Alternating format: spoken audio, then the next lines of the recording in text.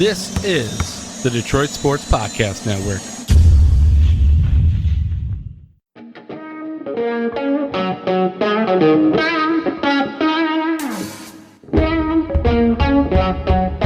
The biggest icon in podcasting.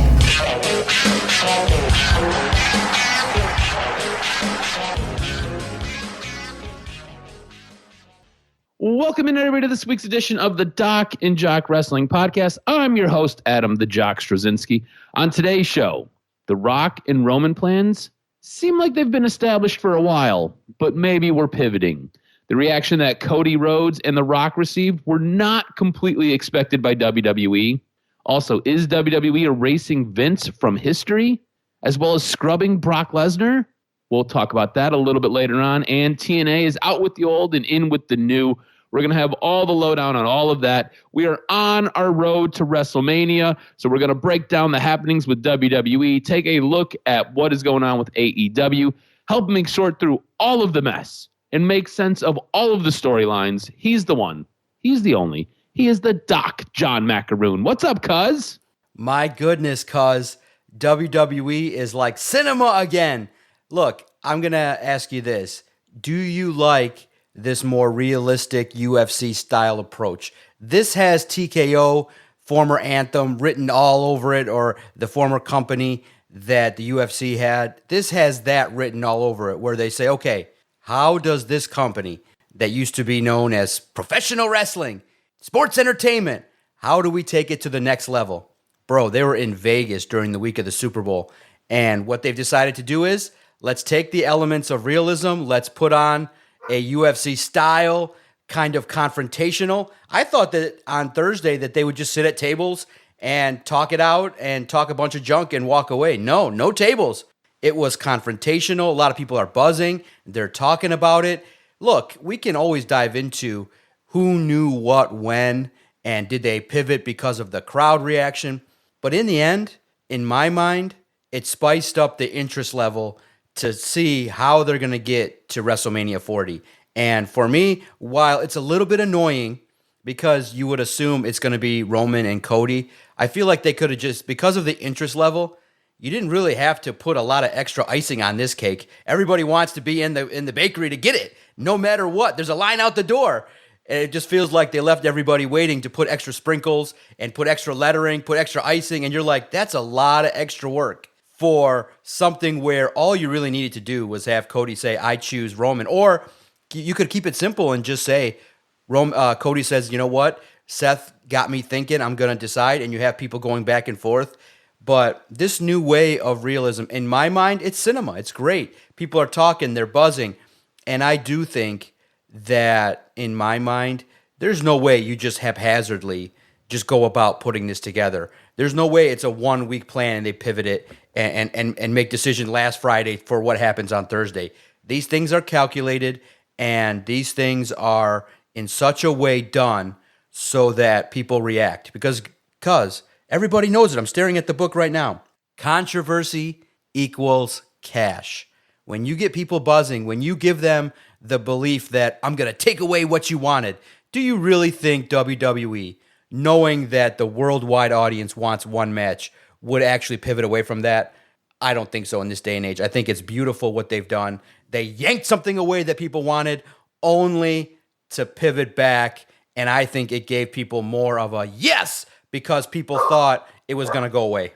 You gave us a lot to kind of chew on there. And look, some of what you said, I totally agree with. And then some of what you said, I completely disagree with.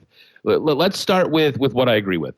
I like this new approach, this realistic approach. I like when wrestling felt real, right? Like when we were kids, wrestling felt real. I like this, like you said, cinema-esque version of what we're getting. Going to Vegas to host a press conference, that's big time. That's really, really cool. That's something that we haven't seen, and I thought it was interesting. Now, do I think what they did in Vegas, they could have did on a SmackDown or a Raw, and it could have been a segment or two there? Yeah, absolutely. But there's more money to be made this way, and I get why they do it. So that's what they're doing. So yes, I do enjoy this new attempt. As far as laying out the story and then pivoting away, I think what you're seeing is you've got a brand new company in TKO that really isn't 100% sure of the product that they have. And you've got an old head who does a great job with telling stories and building the creative and understands the business of wrestling and understands that when things kind of fall apart, you always have to have a bit of a backup plan and is prepared with those backup plans. And what you have is a company in TKO that is not really sure and doesn't necessarily trust Triple H in his role yet. And what you have is a company that has stepped in and tried to control some of the creative. And yeah, I do believe that their original plan after CM Punk got hurt, well, it's going to be The Rock. We're going with The Rock. It's going to be The Rock versus Roman. It'll be a bigger payday. Not realizing that you've been telling a story for damn near 2 years with Cody Rhodes, and this was supposed to be the payoff. Yeah, CM Punk getting hurt, that sucks. Yeah, Brock Lesnar being at the show because he's been named in a legal lawsuit, yeah, that sucks. So your plans have to change. You've got to adjust things. You're bringing Braun Breaker up. I think Braun Breaker is going to be a bit more of a star than Brock Lesnar is at this point. Brock Lesnar at this point is just a name. Braun Breaker is going to be able to give you a week in, week out established character that you can build around and work with. And I think he's really, really interesting. Like what I've seen in NXT, he's done a fantastic job. And I think that will translate over to the main roster. As far as the Cody Rhodes story, I think this was a hard pivot. I think after seeing what happened with when The Rock came out, what was it, a week or two ago, and then seeing what happened on Monday night, and then seeing what happened when Rock showed up on the stage, just kind of confirmed everything.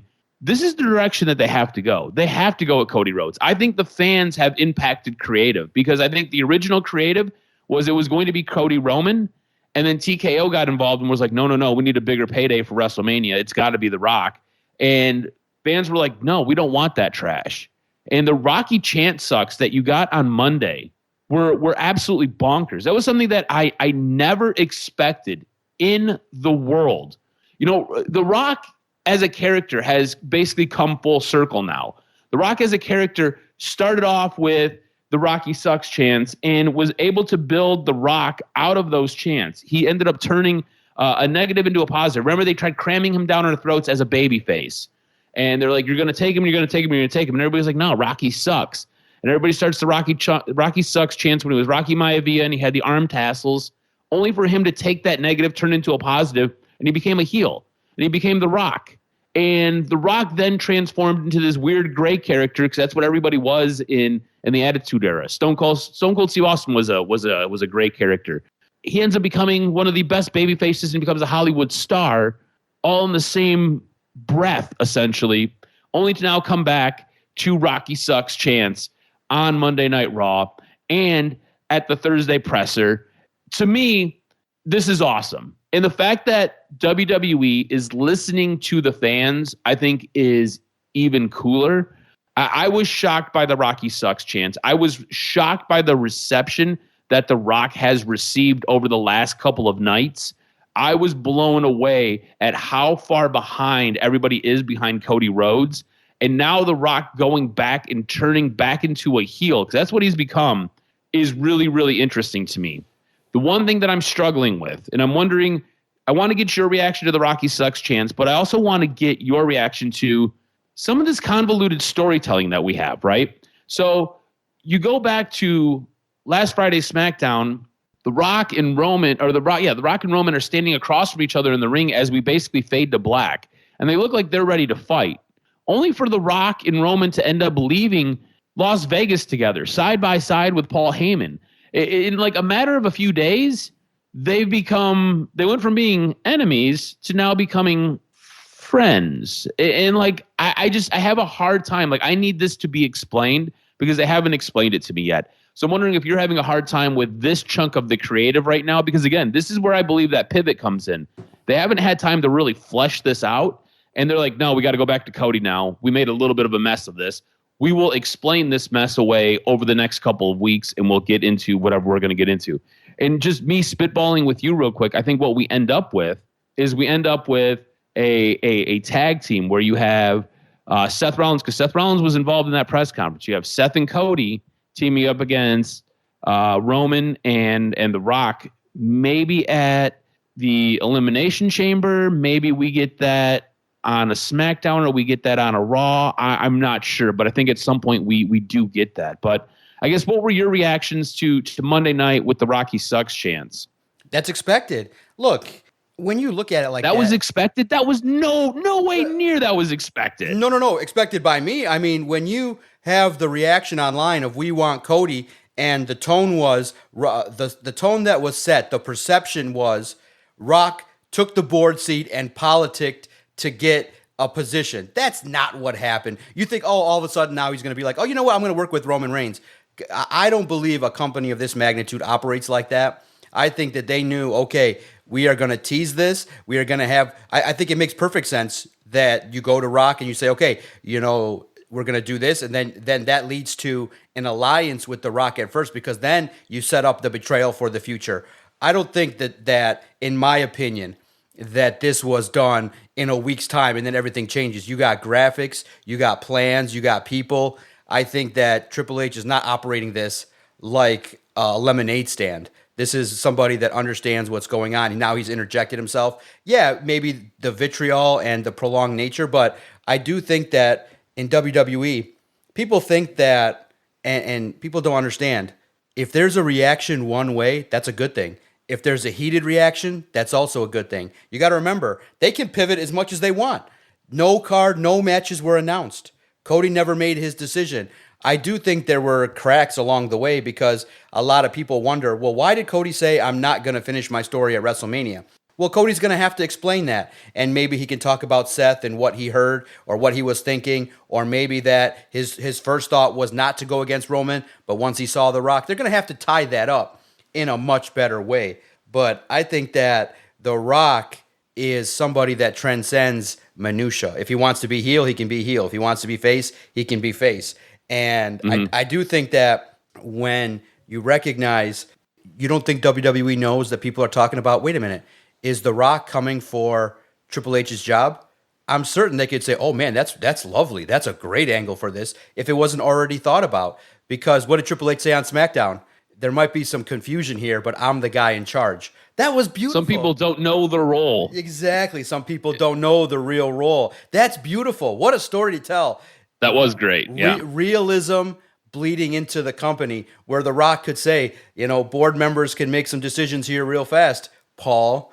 And it was great. And I just think that... So everybody's getting worked. The doc says everybody's getting worked right now. Everybody's getting worked. And I think it's... So if this is a work, this is one of the greatest works of all time. It is, because think about it. If you're planning Cody's story, in what realistic path would Paul say, this is the great idea to pivot away from it? I mean, I would... Well, in a million years, I would never think the booker of the company who understands paying off the story, he's a wrestling fan. There's he's a Dusty fan. There's no way that he would tell a 2-year story. Let me ask you this, and we could be wrong, and obviously we're having fun speculating what the plan was. But don't you think by what they did, teasing, taking it away, that because there's no guarantee, if Cody pins Roman Reigns in that ring, 1, 2, 3, the pop is going to be that much bigger. Knowing that the roof will blow off that place for sure. And there's still a chance that I could see Roman winning. That I think you could make it the ultimate. You could have The Rock interfere and cost Cody. Yes, exactly. This has been the way that they're setting this up is fantastic. Yes. But here's the thing: you can't convince me that they had an original plan. They deviated from that original plan, and now they are going back to that original plan. No, that's where that pivot comes in. No, I think the original plan was CM Punk involved with Seth Rollins.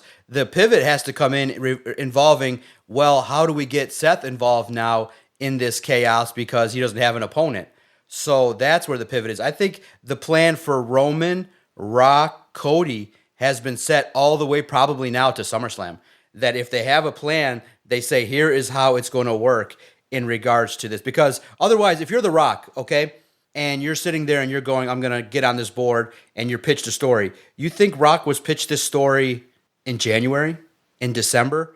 Bro, they were talking about Rock and Roman last year. Rock said it. Yeah, like for a year and a half now. Yeah. Exactly. So they've probably told 50 different stories to him, and he said, I like this one, and this is the one they're going down. So I definitely do not think that this company operates creatively, haphazardly. Everything's calculated. Yes, there are changes due to injuries or maybe minor changes per show, but big picture-wise, this is what was meant to happen. We're going to tease taking it away. We're going to inject Rock in here so that he can become a heel.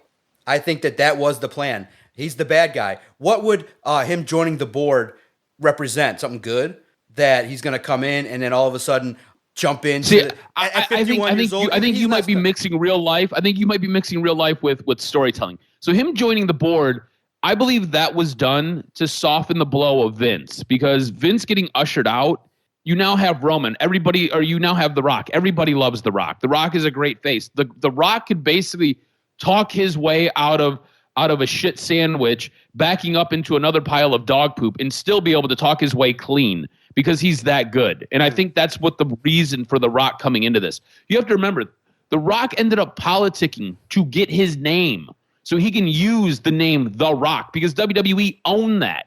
He was able to negotiate. Like, this is real life shit right here. What we're talking about with the board, with him being on the board, that is real life. And I think that had to do more with them knowing what was coming from Vince. Because remember, you are part of the journalism world now. And I know you don't necessarily do big, wide investigative pieces. You don't do big, wide scopes. But usually what happens when there is an investigative piece of journalism, they compile information. They go to all of their sources, and they get all this information. They cross-reference all this, and it's painstaking how much digging they have to do. And then what they do is they will reach out to the person who's being accused. They will reach out to the company that he's associated with in this case. They will reach out to people who work closely with him, and they will try to cross-reference and get comments from them so they can put those in their stories and they can kind of run with that. So the board knew that this story from the Wall Street Journal was coming. They knew that this lawsuit was coming. They knew that all this was coming down the line. That's why it's not a surprise to me that Vince basically stepped away in a day and a half after the story was released. Yeah, it did help that Slim Jim was like, hey, we basically sponsor 60% of your company. We're on hold right now till you figure this out. That helped maybe speed things up just a little bit. But to me, it does not shock me in the least that Vince basically, the article comes out, Vince is like, well, this sucks. And next thing you know, he's like, I'm resigning and I'm going to go live in Boca Raton. Y'all can check me later. And Ariel Emanuel's like, we are now scorching the earth and we are scrubbing everything with Vince, with Brock, with whomever was involved. We are distancing ourselves as far away from this as possible. That doesn't surprise me. And in that process, he's probably like, what can we do to make this better? And to me, it seems like Ariel Emanuel is a little bit of a mark, little bit of a fan, right? Really likes CM Punk. Probably why this deal got done. Really seems to like The Rock. That's why that deal got done. Well, what does The Rock need? Well, The Rock wants to have his own name. Okay, we can do that. What's that going to cost us? Not going to cost us a whole lot. That's fine. Yeah, you can have your name. Come on, be a part of the board. You're going to be now the face of WWE, and you're going to help get us through this Vince crisis. And thus far, it's kind of worked. I mean, the only people who really talk about the Vince crap are us. Like, you don't hear it all over the news like it was a week ago. It's kind of, it's like every story with Vince. It bubbles up for a week, and then it goes right back to this really low simmer, and nobody really talks about it. And then at some point, something else will come out. It'll bubble back up for a week, and then it'll go back to a low simmer. And it's like nothing ever really happens to Vince. And it's sad to say that, because the man's been allowed to do and act the way he wanted to do for forever and a day, and he's really damaged a lot of people in doing what he's done. But all that being said, there is business, and then there is the creative world of WWE. And if you're able to commingle them, which is what I believe they're doing here, fantastic. But I think you are getting real life, and I think you're getting the creative a little bit mixed, and not the commingling, but you are kind of inserting them both together, and you're like, here it is. This is what the new WWE is. I don't think it's that. I don't believe it's that. I will disagree with you that it is that. I can't wait to see. Let us know what you think. Hit us up on our Twitter page at Detroit Podcast. Was this a work that turned into a shoot, or is this a shoot, or is this a chaotic mess that is going on with WWE. I can't wait to see how it plays out. But in the end, I like it too because it adds intrigue, it adds drama. They didn't do exactly the best job of explaining the why, but at this point, you can't argue. The numbers have shown that people are interested, and Cody Rhodes now is a bigger babyface than he ever was. Did you like how they handled Thursday? Did you like how they handled the manner in which the pressers took place, where you have everybody kind of talk a little bit, and then you have the ultimate kind of beginning of the story with The Rock telling the story of the bloodline and really understanding that, earlier in the day he talked to Pat McAfee, talked about Cody's crybabies so that he Cody's crybabies, yeah. That was good because the crowd was booing him. And now he aligns himself with Roman Reigns. I think it's great. I think that's probably what they should have did in the beginning, that when maybe before the head of the tables promo that he did, I think you could have just gotten to this point sooner and been further along in this same story if Rock comes in and is like, I'm here to support my guy, the greatest champion of all time, Roman Reigns. And then he starts seeing things that he doesn't like in the bloodline, and you start building that dissent. It could have been told differently, but I thought Thursday was done well. But this is where I'm at with I'm saying it. There was a pivot that was called because me and you agree on the way we got here was not the cleanest. You and I both agree on that. We're saying it a little bit different, but me and you are really hitting the nail on the head of the same nail with the same things. We are just coming at it from different angles here. So we both agree that getting to essentially Thursday, WWE maybe didn't do the best job with The Rock in bringing him to this point. We both agree that Cody is now the biggest babyface in the company. He is as white meat can be, and he is white hot, and that is fantastic. That's a good job. What they were trying to do is, you remember when Bryan Danielson won WrestleMania, when he had to go against Randy Orton and he had to go against Batista. They were trying to do that with Cody, and I think the fan reaction forced them to either speed it up or to deviate a little bit, and instead of stretching this out for maybe another year or stretching this out to SummerSlam or stretching this out to wherever, they ended up kind of wrapping it up in like 6 days, and it got us to this point. Now, look, you and I both agree. The Rock getting inserted into this makes it much more interesting. We both like this, right? The thing that I don't like is, to me, it feels like there are a lot of loose ends with how The Rock is now aligned with Roman, because it really felt like for, 10, 12 days, you had The Rock coming after Roman, not really agreeing with how Roman was carrying himself. They were doing different interviews, either with Pat McAfee or different shows or different radio spots. When he got announced, he talked about possibly doing a WrestleMania. He's been on Pat McAfee's show like 4 or 5 times talking about these things. And to me, it feels like he was set to go in one direction, and then they were like, no. We're going to go left now instead of going right. And he was like, all right, I guess, because it probably makes more money. They're like, we need you to be heel. And he was like, cool, I'll go do Pat's show. I'll call everybody Cody Crybabies, and I'll call them Cody Crybabies there. We'll do this whole thing with the bloodline, let's go.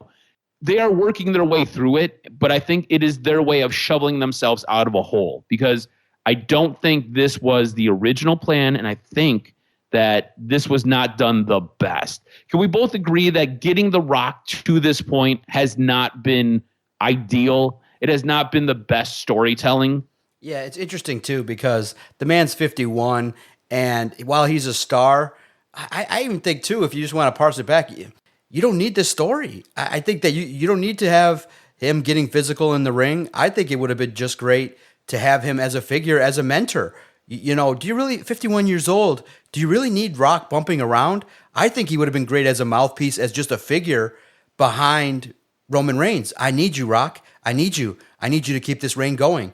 And recognizing that Roman is such a leech that he takes advantage of The Rock, and The Rock realizes. See, I think that would have been a better story. Yes, where he manipulates The Rock. Yes, and then The Rock, like, that gives you more heel heat. Exactly, and then at SummerSlam, The Rock then does a rock bottom on, similar to what you did with Sami Zayn. The Rock does a rock bottom on Roman Reigns, and now you could tell your story then. But in the end, yes, with whatever you do with The Rock, he's so big of a figure in stature. People talk about it. He's such a big figure. He's got relationships with everybody. And I think that this run whatever it's going to be, probably will tie into his career. However they tell it, it'll wrap up his career in the biggest way. Whether it ends up being a match with Roman Reigns, whether it being the reunification of the bloodline, whatever it may be, The Rock involved is great, and it's great to debate different avenues of how they're doing it. But WWE has done a great job, and I think because they're trying to say, you know what? And I was wrong earlier.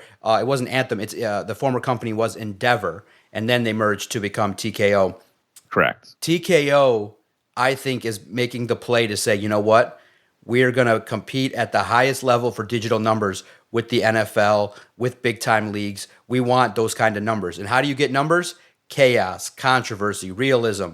AEW, I think they said, oh, you know what? AEW has this realism thing done well. Let's do it. And I think that Endeavor, now TKO, has the creative juices where they can even, Triple H can look at it and say, oh my God, these resources that we have in terms of creativity, those creative meetings have to be among the best ideas that are thrown out there, and Paul can pick the best of them. And I think that moving forward, when you get a $5 billion deal, you're not going to go into it thinking that, oh my God, we're going to go into it being lazy. They're going to go into it saying, hey, despite all the outside noise, we can go forward and tell the biggest stories with the biggest guys. And the reason for that is Triple H. I think this is the masterclass of everything that he's learned combined with a company that can basically, TKO is the rocket fuel for Triple H to fully flush out. We've seen this before. NXT and all the great stories that we loved 4 years ago, Triple H's understudy. And now he's taking it to the big level with the rocket ship strapped to his back. Look out. It's going to be fun. And the ride over the next 3-4 years is going to be spectacular. And let's see how this plays out with The Rock. We still don't know in 2 months if it's still going to be Cody. And, 2 months is a long-ass time. Injuries, shit happens. Rock this week in Vegas could end up doing something crazy. So we'll see how this plays out. Can you allow me a moment to fantasy book for a second? Yeah, absolutely. I love that. So we get to WrestleMania, and we've got Cody versus Roman, and Cody ends up winning, okay? So now we move forward, all right?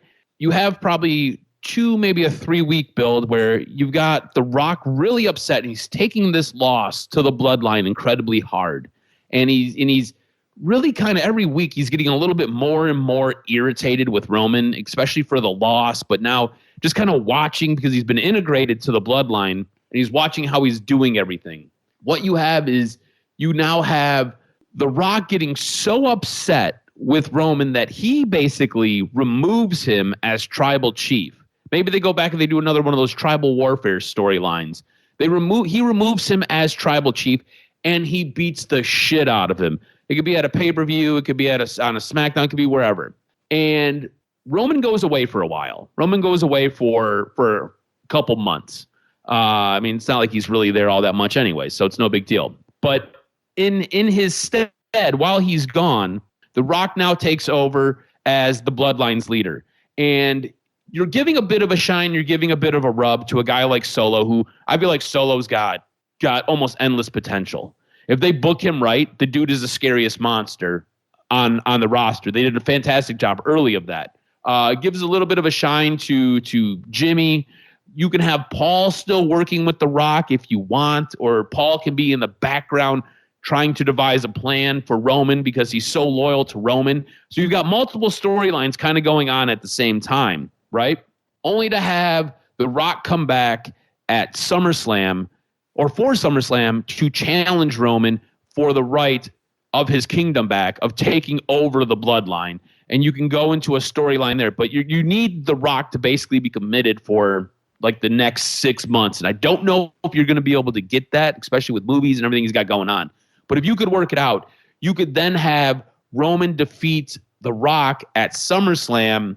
This is buying The Rock more time to get in better shape, better in-ring shape, because we've seen what he's done so far, and he's not there. Like, let's just be blunt. He is not there for in-ring work yet. So this could buy him some time, get him into really, really good in-ring shape. You really help kind of build this story up, flesh it out. You're keeping Roman away, so he comes back to a bigger pop. He's now the basically the baby face in all of this, and he's the underdog. So it's a way to kind of flip him, and you give him a bit of a different run when he comes back. It's a way to kind of refresh that story. And then The Rock can kind of disappear for a little bit. And then if you ever want to bring him back, he comes back and he's basically underneath Roman. What do you think about something like that? And it's just me spitballing quickly. Just kind of, you said something that made me start thinking about this. What do you think about that? I love it, man. Because could you imagine the way in which you now also can keep Roman Reigns relevant without the title? Because the biggest question mark we got to ask is, if it's Cody now, what's next for Roman? And that's going to be great. And you potentially could get more family members involved. Solo elevated, Roman elevated, with The Rock finally moving on by giving the rub and the attention and the shine to Roman Reigns. So it's just great all the way around to tie in these stories moving forward. For sure. And that kind of leaves one loose end here, because we did mention Seth Rollins early on. Seth Rollins was at the presser. Seth Rollins has been a part of this, whether it's been trying to goad Cody into facing him at WrestleMania, or again, he's had a story where he was supposed to take on CM Punk. CM Punk gets hurt, so now he's left without an opponent. They now set up the thing with the Elimination Chamber, where they're going to have people competing in the Elimination Chamber for a chance to go on to face Seth Rollins at WrestleMania. So who do you think wins the Elimination Chamber? Currently, we've got Drew McIntyre. We've got Randy Orton in it. We're going to have Dominic Mysterio taking on Kevin Owens. We are going to have Bobby Lashley. I believe he's taking on Bronson Reed. I'm trying to think of who else is involved in this. I believe there is probably 2 more matches. There's a lot of guys involved in this. But who do you think ends up winning this Elimination Chamber to go on to face Seth Rollins? One name, perfect story. You have one face leading the company overall for the ticket sales and for the workmanlike attitude, which is Cody Rhodes. And on the other side, you let the man enjoy a run, but as a heel. It's got to be Drew McIntyre. You've told the story. Has to be Drew. It's told perfectly. I love the DM Hunk shit that he tried to pull. That was great. It was classic. He's now taken this, and what a way to say, okay, what a leverage for Drew McIntyre to say, look, give me my moment. I want a nice heel run. I want to be able to take on the big baby faces of this company moving forward. And I think that title is warranted for the man that carried the company. You give him his WrestleMania moment in the biggest WrestleMania of all time. And what better way to give Seth some time off to be fresh? I mean, you could tell the Drew Seth story all the way to SummerSlam. I mean, it's perfectly written. You give the match goes perfectly, and it's easy. It's easily written. 3, 2, 1, Claymore, boom. Drew wins it. He holds up the title. He looks down at Seth, and he puts down the title, and he just ravages the knee. And he does 2, 3 more Claymores, powerbomb, grabs the mic, and is like, anybody that wants to step in this ring is going to end up like this guy, out of action. I'm the man. It's a new era. And you walk off, you drop the mic, and you have this big imposing figure that is going to rain terror on the WWE. It's a perfect storm. And then Seth comes back, and unfortunately, he's going to have to take some losses to Drew. But in the end, what better redemption would be than Drew talking his shit after 3, 4 wins and on the road to SummerSlam? Then Seth music plays. Boom, you're going to have a big pop, big return, and you're going to have a fresh setup for, you could replay all the shit from this year in the setup. So I think Drew McIntyre has to be the next world champion. I agree with you 100%. They did a really nice job of telling a story alongside the CM Punk storyline. And so CM Punk goes down with an injury. This is, whether they realized it at the time or not, this is a fantastic fallback. Drew has done such a great job positioning himself to be the fallback guy, to be the guy that they need to go to because CM Punk is hurt, and a guy to set up a fantastic storyline with Seth Rollins. Again, pulling on the history that they have, he's done a great job of getting himself over, done a fantastic job with those T-shirts and the DM Hunk. Like you said, I thought it was great. I think he is the number one. If Vegas had odds, he is the number one guy that you're not going to make any money on if you bet on him, because he has to be the winner of the Elimination Chamber. I think it would be fantastic to put the belt on this guy, give him a great heel run. On Raw, you've got the heel champion. On SmackDown, you got the hottest babyface in the company, and we just go and we just do work. And, we get the Survivor Series. If you want to have the two face off, I'm sure they can have a fantastic match. Otherwise, we can figure something else out for Survivor Series. But I think that is the way to go. Now, speaking of fantastic, I thought what we got on Wednesday was absolutely great. The Hangman and Swerve match was unreal. It was 30 minutes of fantastic wrestling, and it could have went on for another hour and a half, and it would have been great. Fans were behind it. The guys were into it. It was a wonderful, wonderful opening to AEW Dynamite. However, I do have some issues with this. Again, you're seeing more convoluted, contrived booking, like adding stuff in that doesn't necessarily need to be added in. We're now booked for a triple threat match against Samoa Joe at, I believe, the upcoming pay-per-view is Revolution. I don't necessarily think we needed to have this barn burner of a match. I loved it. I thought it was great. And give it away on free TV was fantastic. I don't think we necessarily needed this to get to a triple threat match against Samoa Joe, but here we are. Also, if you're Samoa Joe, aren't you scratching your head saying, what the hell did I do besides be champion to now have to get involved in these two guys, their argument? Because this is what it feels like. It feels like Samoa Joe is now getting inserted into a feud between Hangman and Swerve. I don't necessarily know if I like the way that this was booked, and I don't really feel like the way it was done was efficient storytelling. I don't feel like it was a great way to get us to this point where Samoa Joe now has to take on both of these guys, and he has more to lose in this match as the champion than do both challengers. What were your thoughts on Hangman and Swerve opening Dynamite, and what I said was a fantastic, wonderful match, and then how this impacts Samoa Joe? Yeah. Oh, man. I liked it. A little bit different take. I think that the double turn was perfect. I think Swerve plays as a better face right now, and I think that you need a little bit more heat on Hangman Page. So I look at it and I say, you know what? This is perfect because Samoa Joe needs to beat people that are relevant and hot. And I know eventually Swerve is going to be champion. You just see it. I think you can sell him, you can market him, but not yet.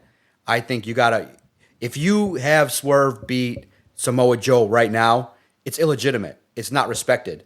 Samoa Joe needs to hold on to the title at least until Wembley. I think Wembley's perfect for Swerve. Could you imagine Prince Nana dancing in front of 80,000 people in a title match at Wembley? Money. So that's what I do, and I think it's just as perfect because Samoa Joe has to legitimize his reign by beating people, and I hope that takes place.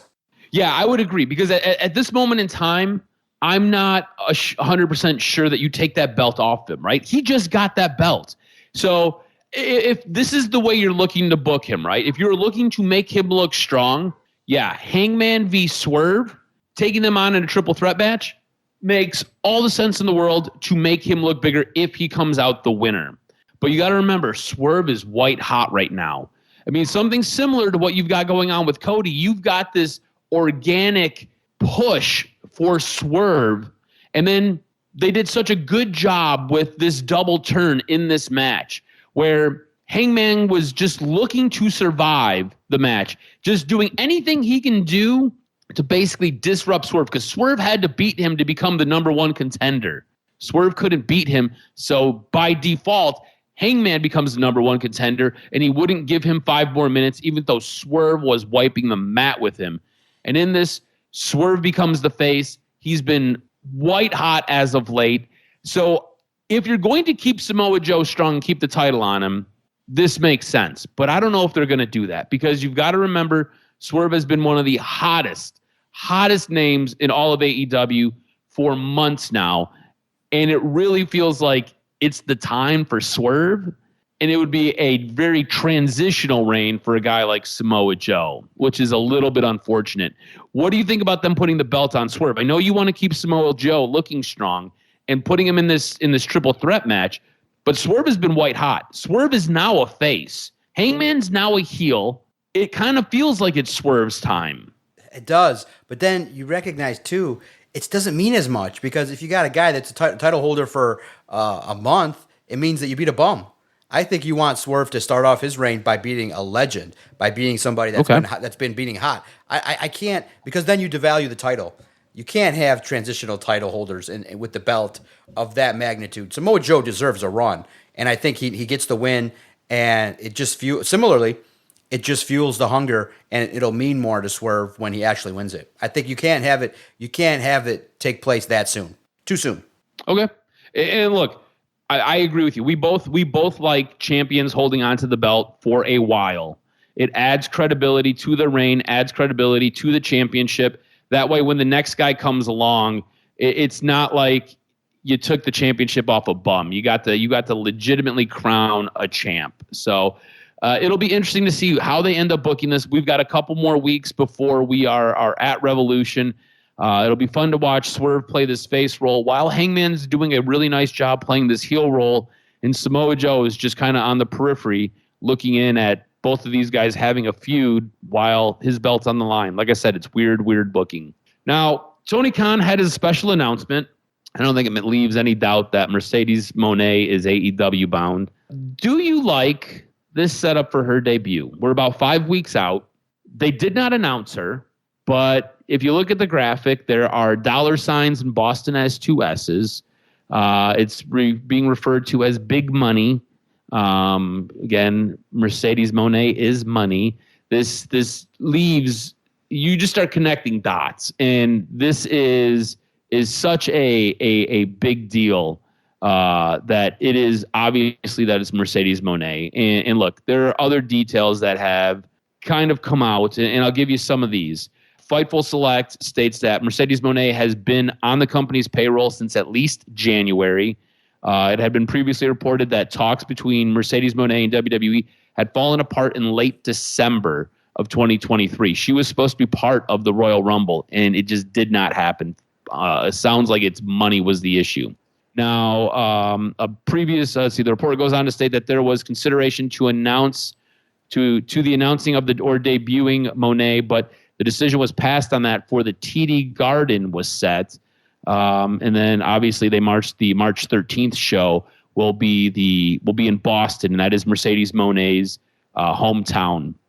The report concluded by stating that Moné was nowhere near being ready for in-ring work to have made a debut as far back as AEW's Grand Slam back in September of 2023. Remember when she was in the stands?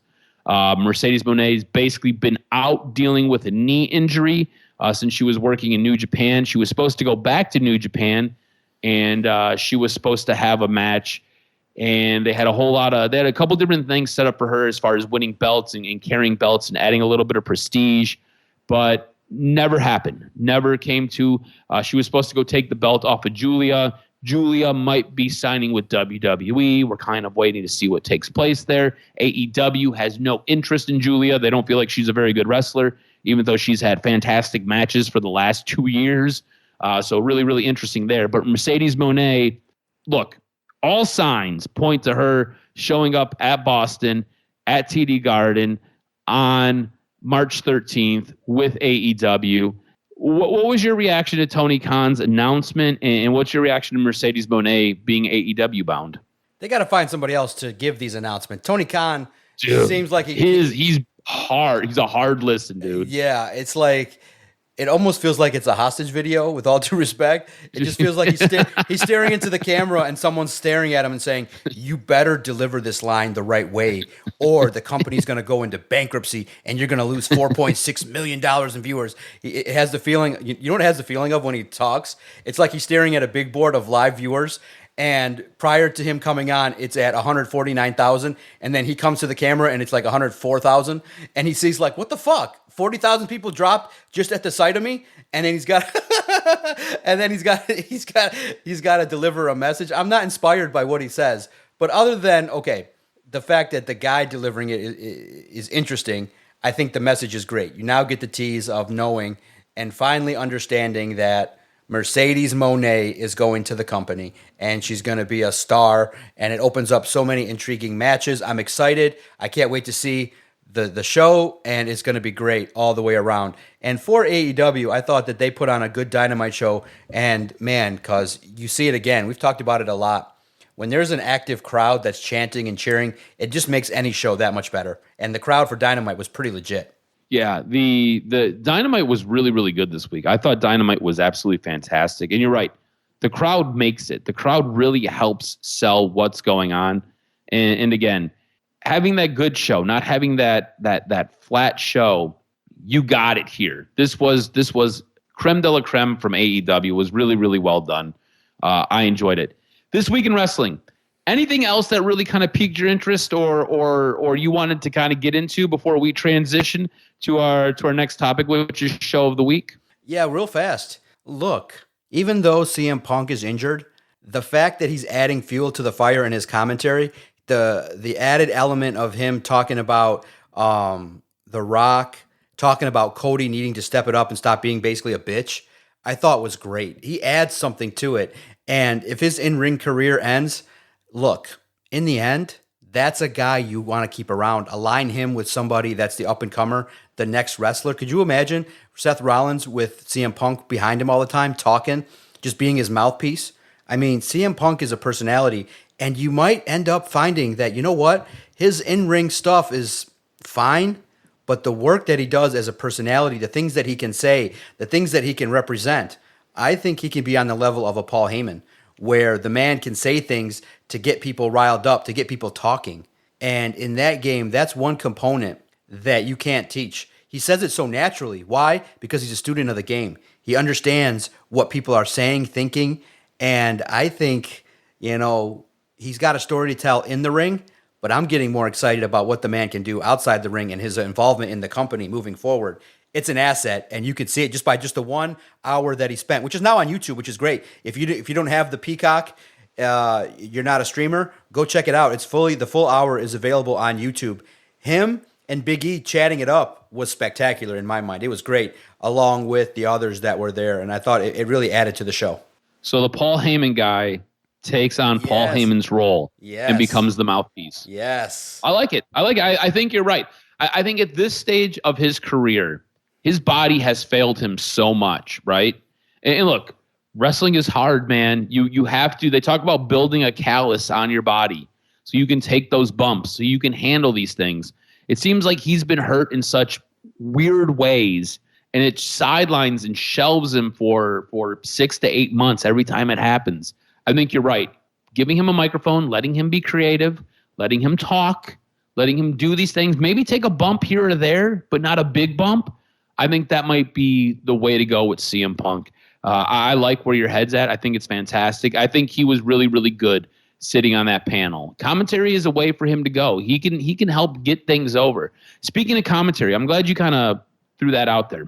I want to give Corey Graves some props here. I think Corey Graves has done a really fantastic job taking on that lead announcer's role on SmackDown. This was a guy who wanted to be a wrestler. He couldn't do it. His body failed him. He ended up having, I think, one too many concussions. They're like, you can't wrestle again. He was like, all right, well, what else can I do?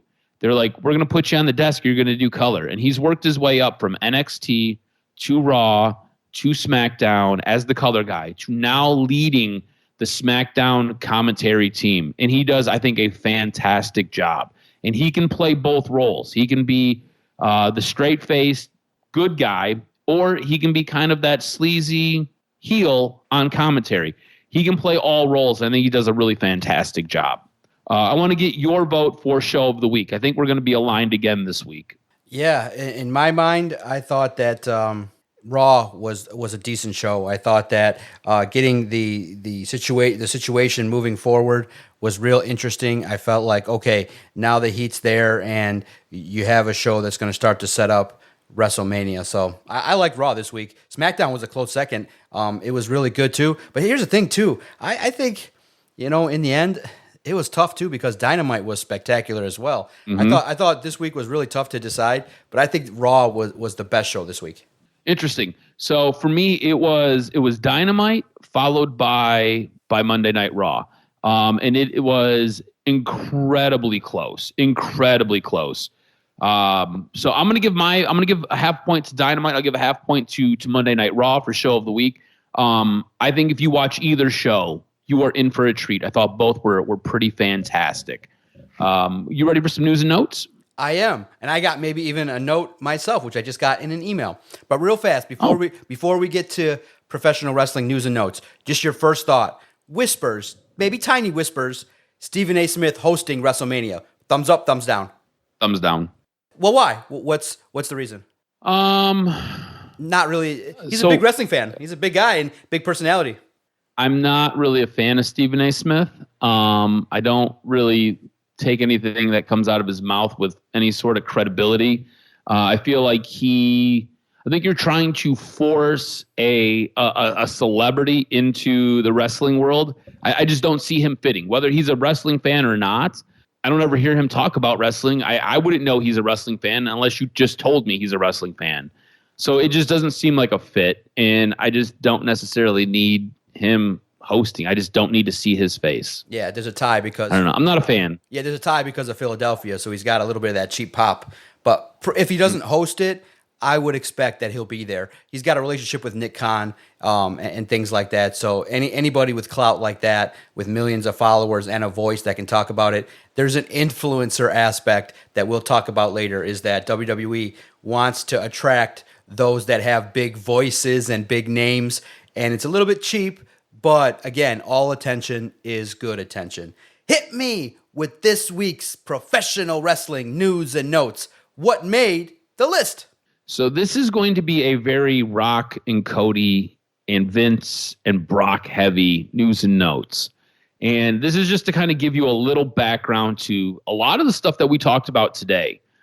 So this is the first one. It says, it sounds like The Rock and the Roman plans have been established since early January. Dave Meltzer on Wrestling Observer Radio indicated that the plans for The Rock versus Roman have existed since January 3rd, Meltzer said. When he, The Rock, made the deal on January 3rd to come in, that was part of the deal. Why Cody Rhodes won the Royal Rumble is a question that I cannot answer because nobody will answer it for me. But the belief was that it was Roman Reigns and Cody Rhodes, and nobody knew, but the deal had been made prior to that. It played out the way they wanted it to play out. The plan as of Friday night was Seth Rollins and Cody Rhodes, and that was Friday night last week. Now, the reaction that Cody Rhodes and The Rock received were not completely expected by WWE. This, again, according to Dave Meltzer on Wrestling Observer Radio, WWE was actually expecting to make Cody Rhodes a bigger babyface with the closing moments of SmackDown. However, the level of criticism for The Rock may not have been expected, Meltzer said. They were expected Cody Rhodes to turn into Bryan Danielson or Daniel Bryan. They were expecting to make Cody Rhodes into a martyr and make him a bigger babyface out of that. They were expecting that people they weren't expecting people to boo Dwayne. I don't know because I've asked that one and I haven't gotten a straight answer. The reaction for Cody about Cody getting screwed and people getting behind Cody, that was part of the story. That was absolutely expected. Since last Friday's SmackDown, the situation has led to a fan movement online with many WWE fans using the hashtag #WeWantCody in posts arguing that the American Nightmare deserves the headline WrestleMania show on April 6th and 7th. Now, is WWE trying to scrub Vince McMahon out of its history? Well, there is an attempt that are reportedly being made to remove Vince McMahon from WWE 2K24's video game set that is set to release in early March. Dave Meltzer has more, saying they're trying to figure out a way to get him out of the video game, which may not be possible, and probably trying to figure out a way to erase him from history, which is completely impossible. Last week, Brock Lesnar was removed from WWE 2K Supercard mobile game. And while they try to figure out what to do with Vince, it seems that they'll be doing more scrubbing of Brock. Brock Lesnar has seemingly been removed from the cover of the upcoming WWE 2K video game as of February 6th, 2024. The official game trailer was released on Tuesday, which at the end showed all three covers for the game: the regular edition, the premium edition, and the 40 years of the WrestleMania edition. He was originally on the 40 years of WrestleMania edition, and he was in if you're looking at the cover, he was in the left corner of it. He has now been removed. It basically just highlights a lot of the superstars that highlighted the show of the Immortals. Now, TNA says, out with the old and in with the new. In a shocking move, Scott D'Amore is no longer with TNA Wrestling as president. Per PW Insider, TNA Wrestling President Scott D'Amore was terminated by TNA's parent company, Anthem Sports and Entertainment, on Wednesday. It is believed that Anthem owner Les Asper made the decision to remove D'Amore from this role, according to the report. Anthem is reportedly expected to play a larger role in the day-to-day management strategies of TNA Wrestling moving forward, with the idea being that the two sides will have a stronger synergy and maximize what each has to offer each other. TNA Wrestling shared a statement on the appointment of Anthem's president of entertainment, Anthony Ciccione, as the new TNA president. The statement reads, Anthem Sports and Entertainment Incorporated, a global multi-platform media company, announced today that the appointment of Anthony Ciccione as the president of TNA Wrestling.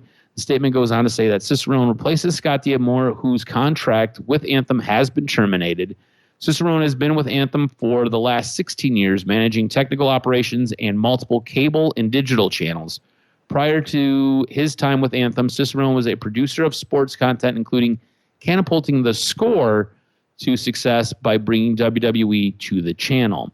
What it sounds like, other reports have come out, and basically it sounds like D'Amore was asking for more money. He wanted to, with the new revamp of TNA, he wanted to be a bigger player in the wrestling scene, because TNA at this moment in time, and has been for a while, is always third or fourth best. He wanted to have a bigger investment in money, and basically Anthem was like, go get bent. This did not go over well in the TNA locker room. People were obviously distraught and upset. There were multiple meetings that were held, and none of these meetings really made anything better. If anything, they made things worse. It really sounds like this was a knee-jerk reaction. You had different people trying to kind of calm the locker room down, and ended up telling them information that was later refuted. And it just kind of made things incredibly messy. This has been a difficult transition because, again, like I said, it feels like it was a knee-jerk reaction, and it was not planned, and it was not laid out properly. So good luck to TNA. It really feels like D'Amore was one of those guys who really understood the product and really understood the locker room and really did a good job to care and craft a lot of good stuff that we got for TNA. But you know what? This is what happens with TNA. TNA will build itself up, and then it just shoots itself in the foot, and then it just kind of falls back down, and then it's a lot of work to rebuild it again. So we'll see what takes place. This is typical TNA wrestling. But that's going to do it for this week's wrestling news and notes. Good stuff. It's real interesting with TNA, what the future holds when you upset the apple cart. Let's see, especially with the passionate plea that he had in the video to bring back TNA. I think it's weird that they couldn't find a role for him, especially knowing that he did so much work to bring it back. But on a small note, I am a member of A&E, and they email me all the time regarding their shows and the epic return of WWE Superstar Sunday comes back on A&E on Sunday, February 25th, with the great WWE Rival Show, and it's going to feature, and it's great. It talks about some of the best rivalries, and what perfect timing. On February 25th at 8 o'clock Eastern, be prepared to be stunned as every epic rivalry takes on new meaning in the new season of WWE Rivals, kicking off with Triple H versus The Rock. Get ready, sit down. Ooh. A&E shows are really good. I like that show. I like the show where they look at trying to find memorabilia. I love the 2-hour documentaries that they've done. So A&E in the wrestling game has been a great partner for WWE, and the Rivalry Show is back on Sunday, February 25th. Because that was such a great hour of talking wrestling. Love debating all the news and notes going on in the world. Make sure you follow Adam on Twitter at AdamRSTROZ. Follow the network at Detroit Podcast. If you agree or disagree with anything that we've said, hit us up. Let us know what you think of the angles, what you think of Drew McIntyre potentially winning the world title. Should it be somebody else? Is Logan Paul on the rise? Let us know, because his situation is elevating and he's acclimating himself quite well. I can't wait for next week as we fire up the microphones, turn on the lights in the studios, as we talk about the world of professional wrestling. I can't wait. So make sure you don't miss it by subscribing, typing in Detroit Sports Podcast, and our content will find you. Podcasting time is now over. JM Punk is now leaving the scene, and the Jock is ready to handle his business, baby. Let's go. I can't wait to fire it up next week for the latest and greatest edition of the Doc and Jock Wrestling Podcast.